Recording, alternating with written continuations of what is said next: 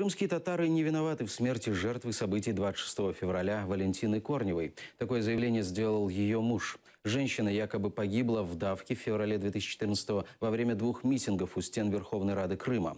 Владимир Корнев говорит, сначала завели отдельное уголовное дело, и следствие велось плохо. Позже в Следственном комитете Российской Федерации решили, что гибель женщины будет расследоваться в рамках дела 26 февраля. Корнев рассказывает, под стены парламента они попали случайно. Жена осталась в стороне, неподалеку от митингующих сторонников русского единства, а мужчина пошел узнать, что происходит.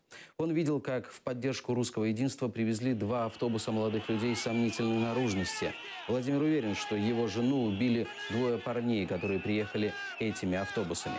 Российская прокуратура Крыма обвиняет в массовых беспорядках по делу 26 февраля Ахтема Чийгоза, Эскендера Кантемирова, Эскендера Эмирвалиева, Мустафу Дыгырминджи, Али Асанова и Арсена Юнусова. Эскендер Небиев и Талят Юнусов уже приговорены к условным срокам.